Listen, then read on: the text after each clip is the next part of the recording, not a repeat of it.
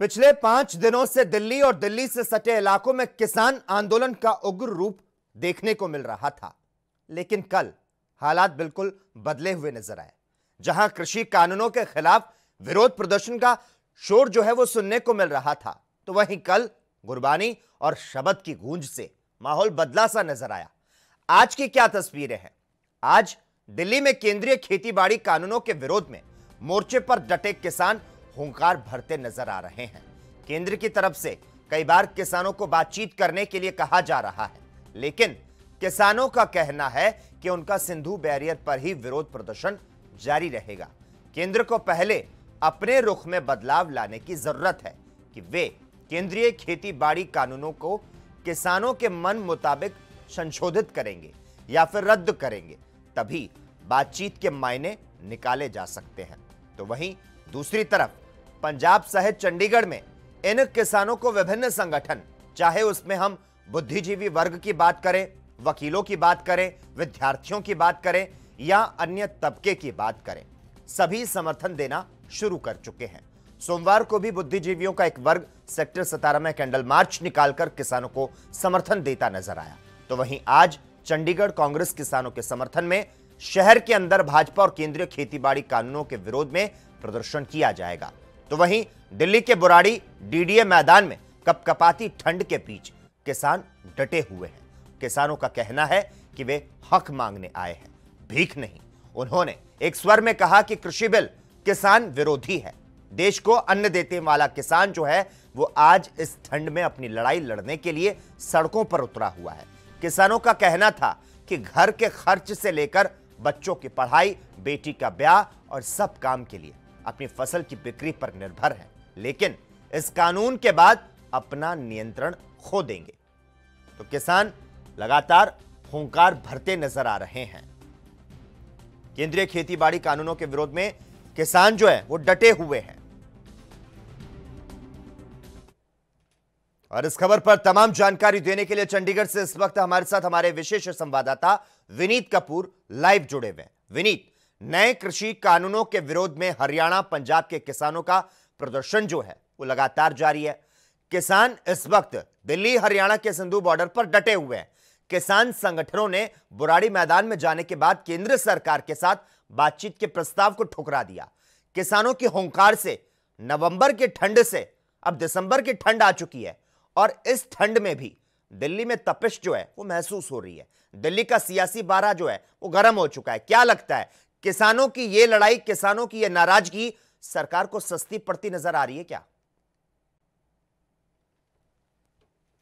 देखिए, सीधे तौर पर अगर किसानों की बात करें तो किसान जिस तरह से अपनी मांगों को लेकर लगातार विरोध प्रदर्शन करते नजर आ रहे हैं और यहाँ पर किसान जो हैं पूरी तरह से स्पष्ट कर चुके हैं, जब तक केंद्र अपने रुख में किसी तरह का बदलाव नहीं करता तब तक कितनी भी बैठकें क्यों ना हो, ये बैठकें जो है बेमानी सी रहेंगी, क्योंकि किसान इस बार अपना हक लेकर रहेगा। और अब एक बड़ी खबर जो है इसी बीच ये निकलकर सामने आई है कि नरेंद्र तोमर ने आज दोपहर 3 बजे विज्ञान भवन के अंदर किसान जत्थेबंदियों को आमंत्रित किया कि आइए बैठक करते हैं और बैठक करके इस समस्या का हल निकालने की कोशिश करते हैं। क्योंकि पिछले काफी दिनों से जिस तरह से केंद्र के मंत्री आपस में बैठ के कर रहे थे, कभी अमित शाह के साथ नरेंद्र तोमर की बैठक होती है, कभी अन्य मंत्रियों के साथ नरेंद्र तोमर की बैठक होती है कि आखिर इस समस्या का समाधान किस तरह से करना है। तो अब उन्हीं बैठकों के बाद नरेंद्र तोमर ने किसान जत्थेबंदियों के साथ बैठक करने का फैसला लिया और आज ये बैठक जो है विज्ञान भवन में दोपहर 3 बजे होती हुई नजर आएगी, जिसमें देखने वाली बात रहेगी कि किसान जत्थेबंदियां क्या रुख लेकर आगे जाती हैं और वहां पर केंद्र का जो एटीट्यूड है वो किस तरह का रहता है और क्या इस बैठक का कोई हल निकलेगा या फिर नहीं। हालांकि 3 तारीख का समय जो है वो पहले सुनिश्चित किया गया था कि 3 तारीख को ही बैठक होगी, लेकिन अब जिस तरह से लगातार विरोध प्रदर्शन बढ़ता नजर आ रहा है, जिस तरह से लगातार दिल्ली को चौतरफा घेरने की रणनीति किसानों की कामयाब होती नजर आ रही है, तो उसी के मद्देनजर 3 तारीख का केंद्र जो है इंतजार करता नजर नहीं आया और उन्होंने आज ही ये बैठक जो है बुला ली है। यानी एक मायने में दिल्ली पर दबाव बनाने की जो रणनीति किसानों ने शुरू की थी उसका असर अब दिखना शुरू हो चुका है, क्योंकि दिल्ली जो डेडलॉक किया है किसानों ने, उस डेडलॉक का असर अब दिल्ली में दिखने लगा है। क्योंकि दिल्ली के अंदर जो सामान जाता है, चाहे उसमें फल सब्जियों की बात करें, चाहे दूध की सब बात करें, तो उसकी सप्लाई पूरी तरह से बाधित होती हुई नजर आ रही है। क्योंकि अगर हम एनसीआर के क्षेत्रों की बात करें तो यहीं से दिल्ली को बड़ी मात्रा में फल सब्जियां, दूध जो है उसकी सप्लाई होती है। तो ऐसे में जब एनसीआर ही पूरी तरह से ब्लॉक है तो फिर ये सप्लाई कहां से होगी? तो ऐसे में इस डेडलॉक का असर अब दिल्ली में होना शुरू हो चुका है। लेकिन हाँ, ये बात बिल्कुल सही है कि कपकपाती ठंड के अंदर रातों में, सर्द रातों में, खुले आसमान के बीच में किसान जो है वो इस बार कहीं ना कहीं अपनी मांगों को लेकर अपने प्रदर्शन को आगे बढ़ाता हुआ नजर आ रहा है। हालांकि आज की बैठक में केंद्र पर कितना कुप्रभाव पड़ा होगा ये तो स्पष्ट हो पाएगा, लेकिन यहां पर स्पष्ट है कि जब तक केंद्र अपने रुख में किसी तरह का बदलाव नहीं करता तब तक ये किसान जो आज सिंधु बॉर्डर पर डटे हुए हैं ये पीछे हटने को तैयार नहीं हो पाएंगे। क्योंकि कृषि कानून के खिलाफ प्रदर्शनकारी किसान जो हैं वो दिल्ली के सिंधु बॉर्डर पर जमे हुए हैं। और इस बीच कृषि मंत्री नरेंद्र तोमर ने 1 दिसंबर को दोपहर 3 बजे विज्ञान भवन में किसान यूनियन की बैठक बुलाई है। किसान पिछले 5 दिनों से दिल्ली की सीमाओं पर डटे हुए हैं और अपनी मांगों से पीछे नहीं हट रहे। किसान आंदोलन के दौरान सिंधु बॉर्डर पर बवाल पर दिल्ली पुलिस ने दंगा करने और सरकारी संपत्ति को नुकसान पहुंचाने समेत अन्य धाराओं में एफआईआर दर्ज की है। नाराज किसानों का सवाल है कि भाजपा के नेतृत्व वाली केंद्र सरकार को 3 नए कृषि कानून क्यों लाने पड़े? क्या लगता है केंद्र सरकार कृषि सुधार को लेकर क्या कुछ जवाब देगी? देखिए, सीधे तौर पर अब कहीं ना कहीं स्पष्ट तौर पर जवाब भी दिया जाएगा और किसानों की मांग के अनुरूप केंद्र की मोदी सरकार जो है उसको कोई ना कोई फैसला भी लेना पड़ेगा, तभी इस विरोध के स्वरूप को शांत करवाया जा सकता है। और हाँ, जहां तक रही किसानों के खिलाफ मामला दर्ज करने की बात, तो उसको लेकर भी किसान जत्थेबंदियां जो हैं वो लामबंद होती नजर आ रही हैं और कह रही हैं कि उन्होंने किसी भी तरह का उत्पात नहीं मचाया, किसी तरह का उपद्रव जो है वो इन धरनों पर देखने को नहीं मिला। तो ऐसे में जो ये किसानों के खिलाफ मामले दर्ज किए गए हैं इनको तुरंत प्रभाव से रद्द किया जाए, ये मामले तुरंत रद्द होने चाहिए। इस तरह की मांग एक और उठती यहां पर नजर आ रही है। पहले ही केंद्रीय खेतीबाड़ी कानूनों के अंदर किसानों के मन मुताबिक संशोधन करने की मांग जहां पुरजोर तरीके से उठाई जा रही है, या फिर इन कानूनों को एक सिरे से रद्द करने की मांग जो है पुरजोर तरीके से उठाई जा रही है, तो वहीं अब इन मामलों को भी जो कह सकते हैं एक सिरे से रद्द करने की मांग उठती नजर आ रही है। तो ऐसे में जो आज की बैठक है काफी मायने में अहम मानी जा रही है, क्योंकि इस बैठक का नतीजा जो है वो कहीं ना कहीं अगर कोई नतीजा नहीं निकलता तो फिर ये किसानों के आंदोलन को और ज्यादा तीव्र करने वाला होगा और केंद्र की मुश्किलें जो है और ज्यादा बढ़ाने वाला होगा। क्योंकि यहां पर किसान जो है 6 महीने का राशन लेकर दिल्ली बॉर्डर पर बैठे हुए हैं और उन्होंने ये भी रणनीति बना ली है कि केवल सिंधु बॉर्डर नहीं बल्कि दिल्ली के, चाहे हम फरीदाबाद बैरियर की बात करें या फिर हम जयपुर हाईवे की बात करें या फिर हम जो यूपी से मथुरा होते हुए जो हाईवे है दिल्ली को जोड़ता है उस हाईवे की बात करें, उनको घेरने की रणनीति जो है वो शुरू हो चुकी है कि उनको किस तरह से घेरना है और चौतरफा दिल्ली को जो कह सकते हैं ब्लैकलॉक करके किस तरह से अपनी मांगे केंद्र से मनवानी है। तो ऐसे में ये एक बड़ा रणनीति का हिस्सा रहेगा आज की बैठक। इसी बैठक के बाद अगली रणनीति जो है वो भी किसान निर्धारित करते हुए नजर आएंगे कि किस तरह से केंद्र को दबाव में लेना है और अपनी मांगे बनवानी है। जी विनीत, इस कानून के विरोध में अकाली दल ने केंद्र सरकार में मंत्री पद छोड़कर और एनडीए से अलग होने तक का ऐलान किया। इस आंदोलन को लेकर कांग्रेस जिस तरह से हमलावर है उससे क्या लगता है इसके राजनीतिक लाभ उठाने के मामले में कांग्रेस को अकाली दल पर बढ़त मिलती दिख रही है और इस आंदोलन का पंजाब की कांग्रेस सरकार और हरियाणा के कांग्रेस नेता खुलकर समर्थन भी कर रहे हैं। देखिए, कांग्रेस की बात करें तो इस वक्त कांग्रेस के हाथ में एक बड़ा गेम कार्ड जो है वो लगता हुआ नजर आया, क्योंकि कांग्रेस ने जिस तरह से शुरुआती दौर में ही पंजाब की अगर हम बात कर लेते हैं तो पंजाब के अंदर कांग्रेस ने और मुख्यमंत्री कैप्टन अमरिंदर सिंह ने एक सिरे से कह दिया था कि ये कानून जो हैं किसान विरोधी हैं और इन कानूनों को किसी भी सूरत में पंजाब के अंदर लागू नहीं होने दिया जाएगा। इसको लेकर कैप्टन अमरिंदर सिंह जो है उन्होंने विधानसभा में एक प्रस्ताव भी पास कर दिया जिसमें यह सीधे तौर पर कह दिया गया कि कि ये कानून जो है वो पंजाब में किसी भी सूरत में लागू होते हुए नजर नहीं आएंगे। तो ऐसे में यहां पर एक बड़ा game card captain Amarinder Singh ने खेला था और इस गेम कार्ड में कैप्टन अमरिंदर सिंह कहीं ना कहीं सफल साबित होते भी नजर आए हैं, क्योंकि यहां पर उन्होंने जिस तरह से शिरोमणि अकाली दल के ऊपर आरोप लगाए, और आरोप भी क्या कि शिरोमणि अकाली दल पहले 3 महीने तो इन कानूनों की जम के हिमायत करता हुआ नजर आया, लेकिन बाद में जब उनको लगा कि उनका जो सियासी कह सकते हैं कि किसानों का एक बड़ा समर्थन जो है वो उनसे छुटता सा नजर आ रहा है और किसान पूर्व मुख्यमंत्री प्रकाश सिंह बादल के घर के बाहर धरने पर बैठ गए हैं, तो उसके बाद शिरोमणि अकाली दल को अपना ये वोट बैंक छुटता सा नजर आया। पहले ही धार्मिक एजेंडों पर शिरोमणि अकाली दल जो है वो पंजाब से समर्थन जो है गंवा चुकी है, और अब अगर किसानी के मसले पर भी शिरोमणि अकाली दल स्टैंड स्पष्ट ना करती तो फिर यहां पर भी उनका जो समर्थन था वो कहीं ना कहीं उनसे छुटता सा नजर आता। इसी वजह से शिरोमणि अकाली दल जो है वो समर्थन भी बीजेपी से वापस लेती है, गठबंधन भी तोड़ती है, कैबिनेट मंत्री का इस्तीफा भी करवाती है, लेकिन अभी भी उसको इतना फायदा इस कुर्बानी का होता हुआ नजर नहीं आ रहा, क्योंकि हालांकि वो कुर्बानी इसको बता रहे हैं, लेकिन कांग्रेस पार्टी की बात करें तो वो कह रहे हैं कि अगर कैबिनेट में ही शिरोमणि अकाली दल इस चीज का विरोध कर देती तो आज ये हाल पंजाब को ना देखना पड़ता, किसानों को इस हद तक कहीं ना कहीं धरने प्रदर्शन ना करने पड़ते। तो ऐसे में सियासत जरूर पुरजोर तरीके से इस मसले पर हावी है, लेकिन इतना जरूर है भारतीय जनता पार्टी के नेताओं ने आरोप लगाया कि किसानों को कांग्रेस गुमराह कर रही है, लेकिन सवाल यहां बीजेपी से यह उठता है कि हरियाणा की सरकार ने आखिर पुलिस बल का प्रयोग करके इन किसानों को भड़काने का काम क्यों किया, और क्या किसानों के पास एक पब्लिक हाईवे से शांतिपूर्ण तरीके से कहीं जाने का अधिकार नहीं है क्या? बिल्कुल, देखिए राष्ट्रीय राजमार्ग की बात करें तो राष्ट्रीय राजमार्ग के ऊपर किसी स्टेट का अधिकार नहीं होता।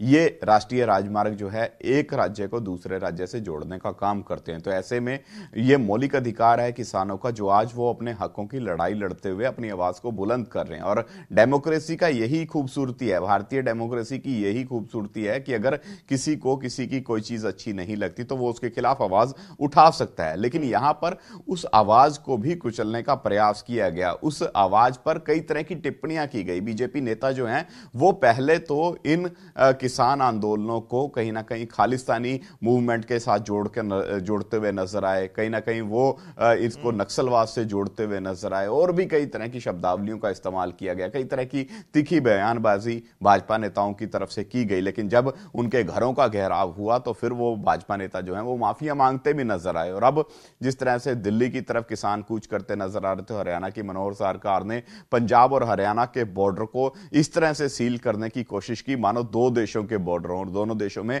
पिछले लंबे समय से दुश्मनी चलती आ रही हो। ऐसे में कहीं ना कहीं खुद किसानों को उग्र करने की साजिश जरूर रची गई थी, लेकिन यहां पर किसानों के संयम की, उनके हौसलों की दाद देनी होगी कि उन्होंने ना तो किसी तरह का कोई उपद्रव मचाया, ना ही इस आंदोलन को इतना उग्र किया कि सरकारी प्रॉपर्टी जो है या निजी प्रॉपर्टी जो है उसको किसी तरह का नुकसान हो। केवल अपने जो निर्धारित लक्ष्य है उसकी तरफ किसान बढ़ते नजर आए और दिल्ली बॉर्डर पर जाकर डट गए, और आज भी वहीं पर डटे हुए हैं कि उनकी जो एक ही मांग है कि किसान कानूनों को रद्द किया जाए, वो मांग पूरी हो सके। और कहीं ना कहीं इसी संयम का नतीजा है कि आज केंद्र की मोदी सरकार जो है वो 2 दिन पहले बैठक करने को तैयार हो चुकी है। दूसरी तरफ अगर हम पंजाब के अन्य वर्गों की बात करें और इसके अलावा देश के अन्य वर्गों की बात करें, सुप्रीम कोर्ट के वकील जो हैं वो किसानों के इस हेजिटेशन को समर्थन देते हुए नजर आ रहे हैं। इसके अलावा अगर हम पंजाब के बुद्धिजीवी वर्ग की बात करें, कैंडल मार्च निकालकर वो इसको समर्थन देते नजर आ रहे हैं। कलाकार पहले ही किसानों के साथ उनके मंच साझे कर चुके हैं। और अब तो कांग्रेस पार्टी की बात करें, चंडीगढ़ के अंदर कांग्रेस पार्टी बीजेपी के विरोध में आज एक बड़ा प्रदर्शन भी करने वाली है। यानी इस तरह से अगर सपोर्ट किसानों को मिलती रहेगी तो केंद्र की मुश्किलें बढ़ती रहेंगी, किसानों के हौसले बढ़ते रहेंगे और मांग जो है वो और पुरजोर तरीके से हौसले बढ़ रहे हैं। केंद्र सरकार जो है कहीं ना कहीं टेंशन में नजर आ रही है। विनीत, पंजाब विधानसभा चुनाव में महज 1.5 साल का समय बचा है।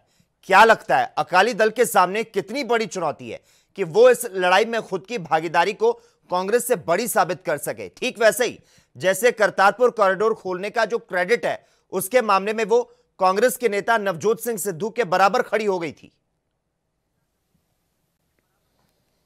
देखिए, सीधे तौर पर अगर हम करतारपुर कॉरिडोर की बात करें तो श्री करतारपुर कॉरिडोर में जो नवजोत सिंह सिद्धू की भूमिका रही, उस भूमिका के आगे शिरोमणि अकाली दल की भले ही कितनी भी बयानबाजियां क्यों ना निकलकर सामने आई हो, हरसिमरत कौर बादल का कितनी भी इन्वॉल्वमेंट निकलकर क्यों ना सामने आई हो, लेकिन इमरान खान ने जो ये फैसला लिया उसमें नवजोत सिंह सिद्धू की दोस्ती का हर बार जिक्र निकलकर सामने आता है कि उसी दोस्ती के चलते नवजोत सिंह सिद्धू जो है वो लगातार श्री करतारपुर कॉरिडोर खोलने की बात जो है वो इमरान खान से करते नजर आते थे, और उस पर पाकिस्तान सरकार ने इंप्लीमेंट भी किया और उस कॉरिडोर को खोलने का काम भी किया, और नानक नाम लेवा लोग जो हैं वो उस धरती पर जाकर गुरु नानक देव जी को नतमस्तक होते भी नजर आए। लेकिन अगर इस मसले की बात करें तो यहां पर बहुत लंबी अभी लाइन जो है वो शिरोमणि अकाली दल को खींचनी होगी, क्योंकि यहां पर शिरोमणि अकाली दल के नेता भले ही ट्रैक्टरों पर चढ़कर किसानों का समर्थन करते नजर आ रहे हो, लेकिन आज जब किसानों को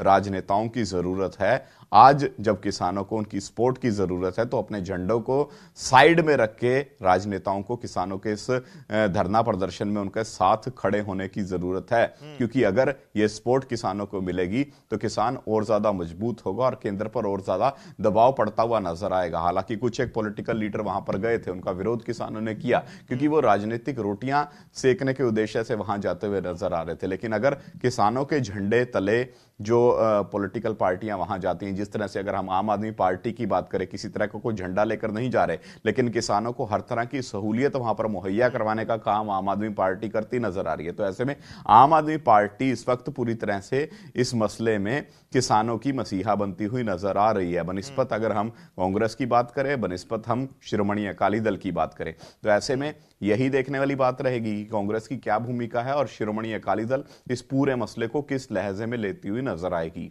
फिलहाल किसान जो हैं वो लगातार हुंकार भरते हुए नजर आ रहे हैं और कानूनों के विरोध में मोर्चे पर डटे हुए हैं। जो केंद्रीय खेतीबाड़ी कानून है उसको लेकर किसान लगातार संघर्ष करते नजर आ रहे हैं। धन्यवाद विनीत, तमाम जानकारी देने के लिए और हमारे साथ इस मुद्दे पर चर्चा करने के लिए। खबरों में आगे बढ़ते हैं, बात करते हैं राजधानी दिल्ली की। दिल्ली हरियाणा की सीमा पर प्रदर्शन कर रहे किसानों के धरने का आज छठा दिन है। दिल्ली की सीमाओं पर किसानों का प्रदर्शन लगातार जारी है। किसान पीछे हटने के लिए राजी नहीं हो रहे। किसानों का कहना है कि हम पीछे नहीं हटने वाले।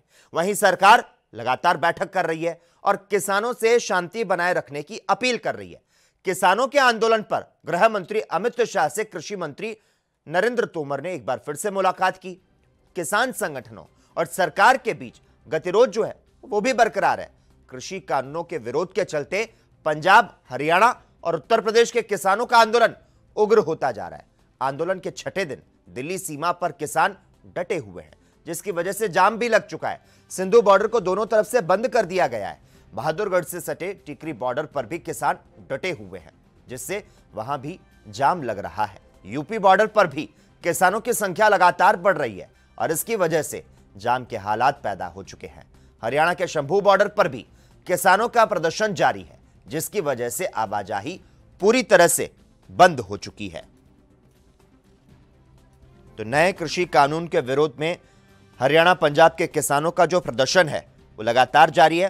किसान इस वक्त दिल्ली हरियाणा के सिंधु बॉर्डर पर डटे हुए हैं। किसान संगठनों ने बुराड़ी मैदान में जाने के बाद केंद्र सरकार के साथ बातचीत के प्रस्ताव को ठुकरा दिया है। और इस खबर पर ज्यादा जानकारी देने के लिए राजधानी दिल्ली से इस वक्त हमारे साथ हमारे संवाददाता राजीव तिवारी लाइव जुड़े हुए हैं। राजीव, दिल्ली बॉर्डर पर अन्नदाता जमे हुए हैं। आज कृषि मंत्री ने किसान यूनियन की बैठक बुलाई है। जिन किसान यूनियन ने पहले दौर की वार्ता में भाग लिया था, क्या उन्हें ही आज वार्ता के लिए आमंत्रित किया गया है? देखिए बिल्कुल साहब, जिस तरीके से लगातार किसानों की जो आवाज है वो उठती चली जा रही है और कहीं ना कहीं देश में, पूरे देश के अंदर जो किसान है वो एकजुट होते चले जा रहे हैं। मगर बात करें कि जो आज जो 3 बजे की बैठक होने वाली है उसके अंदर की, तो कहीं ना कहीं कृषि मंत्री जो वो मीटिंग करने के बाद बोलेंगे कि जाएंगे या नहीं जाएंगे। तो आपके मीटिंग के बाद ही डिसाइड करेंगे कि आप लोग वहां जाके सरकार से बात करेंगे या नहीं? हाँ जी, हमारा मीटिंग तो बाद ही पता चलेगा कि हमने क्या करना है। आपका नाम क्या है? गुरप्रीत सिंह धारीवाल, किसान मजदूर संघर्ष कमेटी पंजाब। जी, जिस तरीके से सरकार ने आज कहा है कि आप किसानों से कहा है कि आप आइए, हम बातचीत करें, करेंगे, तो क्या लगता है कि इस बातचीत से कोई हल निकल पाएगा? देखिए जी, दुनिया के जो भी लोकतंत्र है, सबसे बड़ा लोकतंत्र भारत का है। सरकारें कभी बड़ी नहीं होती, लोग बड़े होते हैं। क्यों ना सरकार मानेगी? एक ना एक दिन मोदी को मानना पड़ेगा। आप देख रहे हैं जो ऑर्डिनेंस 3 लेकर आ रहा है मोदी सरकार, वो किसानों के फेवर में नहीं है जाते जा रहे, उसमें किसानों की बहुत बड़ी लूट हो रही है। दूसरी बात करने का जो सलीका है मोदी सरकार का, एक तरफ तो वो अपना मन की बात जहाँ वैसे वो बोल रहे हैं कि जो 3 ऑर्डिनेंस हैं बहुत बढ़िया हैं, तो एक पासे जो किसान को बुलाया जा रहा है बातचीत के लिए, ऐसे प्लेटफॉर्म में बात करना ठीक नहीं है। पहले तो मोदी सरकार उस प्लेटफॉर्म पे आए बात करने के बिना शर्त से, थोड़ा बहुत उसको सोचना चाहिए। लोकतंत्र में लोग बड़े होते हैं, सरकारें नहीं बड़ी होती। ये आज हम खड़े हैं, जो मोदी सरकार है वो लोगों ने बनाई है, लोगों के कारण है, बट लोग मोदी सरकार के कारण नहीं है, ये समझना चाहिए। तो क्या आज आप लोगों की बैठक है, आप किसानों की बैठक है 8 साढ़े 8 बजे, तो क्या उसमें आप लोग डिसाइड करेंगे कि आप मीटिंग में जा रहे हैं, मीटिंग का हिस्सा बनेंगे या नहीं? देखो जी, ये भारत का मसला है। जो ऑर्डिनेंस लेके आई सरकार, ये भारत का मसला है।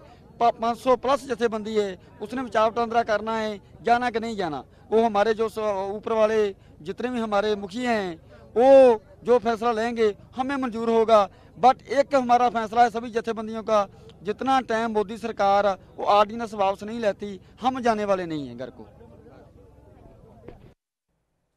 तो दिल्ली बॉर्डर पर किसानों का जो धरना है वो लगातार जारी है और इस खबर पर हमारे संवाददाता राजीव तिवारी पल पल की अपडेट हमें दे रहे हैं। राजीव, जानना चाहेंगे, किसान फिलहाल टिकरी, सिंधु और गाजीपुर बॉर्डर पर जमे हुए हैं और दिल्ली के एंट्री पॉइंट जो है वो बंद करने की किसानों की धमकी के बाद शहर में सुरक्षा जो है वो भी बढ़ा दी गई है। और वहीं दिल्ली पुलिस की चेकिंग से गुड़गांव बॉर्डर पर भी ट्रैफिक जाम की क्या कुछ स्थिति है? पीक आवर्स में कितने घंटे तक लोगों को बॉर्डर पर परेशानी जो है वो झेलनी पड़ रही है? देखिए बिल्कुल बता दें, जिस तरीके से लगातार जो किसान अपनी मांगों को लेकर यहाँ तक कि दिल्ली के जो बॉर्डर है उनको रोका हुआ है, यहाँ तक कि आप गुड़गांव पे भी जो दिक्कतें आने लगी है लोगों को, क्योंकि पहले ही कह सकते हैं सिंधु बॉर्डर पर दिक्कतें आ रही थी और नोएडा बॉर्डर पर दिक्कतें आ रही थी, क्योंकि वहां से भी किसान आ रहे थे। और सीधे सीधा आप कहें तो गुड़गांव बॉर्डर को भी कहीं ना कहीं जाम की स्थिति की महसूस होने लगी है और जो जनता जो है वो परेशान होती चली जा रही है। और जनता कहीं ना कहीं अभी यही सरकार से उम्मीद कर रही है कि किसी भी तरीके से किसानों को यहाँ से हटाया जाए या फिर जो उनकी मांग है वो मान ली जाए। मगर अभी जिस तरीके से कल वाराणसी के अंदर प्रधानमंत्री नरेंद्र मोदी जी ने स्पष्ट कर दिया कि जो बिल बन चुका है वो वापस नहीं लिया जाएगा, मगर इसके लिए कोई भी कुछ भी करता रहे। मगर हाँ, ये जरूर है, किसानों की जो मांग है या फिर किसानों को जो समझाने की प्रक्रिया है वो करनी होगी, क्योंकि किसान अभी तक भ्रम के अंदर जी रहे हैं और भ्रम के अंदर ही समझ में नहीं आ रहा उनको कि किसान क्या हो रहा है उनके साथ, क्योंकि एक राजनीति की जा रही, राजनीति से हटकर कुछ और करना होगा। यानी कि सीधे सीधे कहे प्रधानमंत्री नरेंद्र मोदी जी ने स्पष्ट कर दिया है कि किसानों को समझाना होगा कि उनको कितना फायदा हो सकता है इस बिल से, या फिर जो उनकी फसल है सीधा उनसे उठाकर सीधे डायरेक्ट मंडी तक जा सकती है और वो अपने चुनिंदा दामों के अंदर ही बेच सकते हैं। मगर जिस तरीके से अभी भी कहीं ना कहीं इसके अंदर राजनीति नजर आ रही है और राजनीति के साथ साथ किसानों को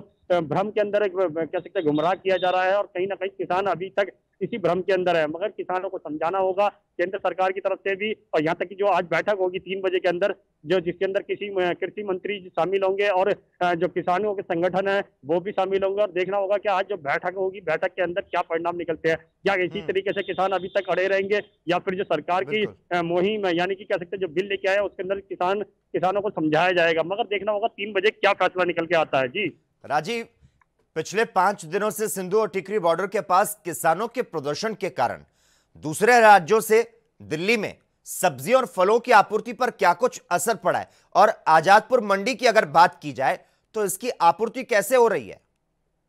देखिए बिल्कुल बता दें, जिस तरह की बात करें ट्रांसपोर्टेशन की, तो ट्रांसपोर्टेशन बॉर्डर के ऊपर ट्रांसपोर्टेशन रुका पड़ा है। यानी कि जो सब्जी वगैरह जो आती है डेली की जो आती है वो कहीं ना कहीं अब अटकी पड़ी है और कहीं ना कहीं वो खराब होने लगी है। बात करें मंडियों की, आजादपुर मंडी की बात करें या फिर ओखला मंडी की बात करें, तो वहां पर भी सबसे ज्यादा दिक्कतें आने लगी है, क्योंकि अब सब्जियां वगैरह चुनिंदा ही सब्जियां रह गई हैं गिनी चुनी, और वो भी ऊंचे दामों पे बेच रही हैं और कहीं ना कहीं जनता को ऊंचे दामों पे खरीदनी पड़ रही है। मगर दिक्कतें अब जनता को आने लगी है, क्योंकि सब्जियों के दाम भी लगभग 100 रुपए के आसपास जा चुके हैं, 100 रुपए प्रति किलो के हिसाब से।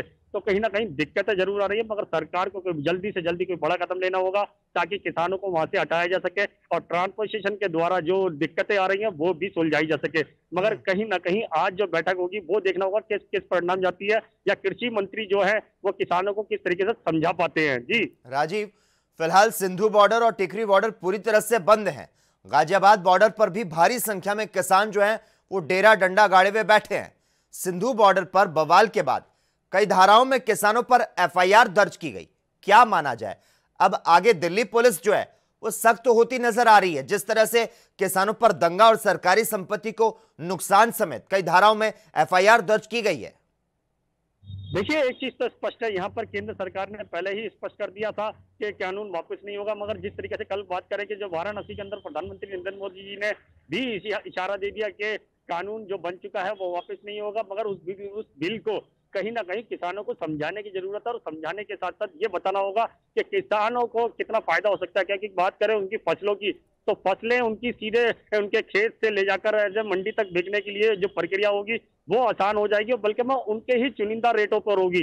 मगर कहीं ना कहीं जो अब दिक्कतें आ रही है बॉर्डरों पर, वो कहीं ना कहीं खासी नजर आ रही है, क्योंकि लोगों को अब दिक्कतें आने लगी है, और खासतौर लोग बहुत परेशान होने लगे। क्योंकि जिन लोगों को बॉर्डर से इधर जाना होता है, यानी गाजियाबाद जाना होता है, या नोएडा जाना होता है, या फिर गुड़गांव जाना होता है, या फिर कहीं और जाना होता है, वो कहीं ना कहीं परेशान होते चले जा रहे हैं। और कहीं ना कहीं सरकार से एक उम्मीद लगा रहे हैं कि सरकार किसी भी तरीके से इन लोगों को हटाए, ताकि उनकी जो दिनचर्या है वो चल सके। मगर किसान अभी भी अड़े हुए हैं। किसानों को जो बुलाया गया है 3 बजे की बैठक के अंदर, वो देखना होगा किसान किस तरीके से मानते हैं, नहीं मानते हैं, या फिर अगला कदम क्या होगा। मगर हाँ, एक चीज स्पष्ट है, दिल्ली पुलिस कहीं ना कहीं इनके खिलाफ सख्ती से कार्रवाई करने के लिए मूड में है। जी बिल्कुल, धन्यवाद राजीव तमाम जानकारी देने के लिए और हमारे साथ इस मुद्दे पर चर्चा करने के लिए। देश दुनिया की खबरों के लिए ANB न्यूज को सब्सक्राइब करें और बेल आइकन दबाएं।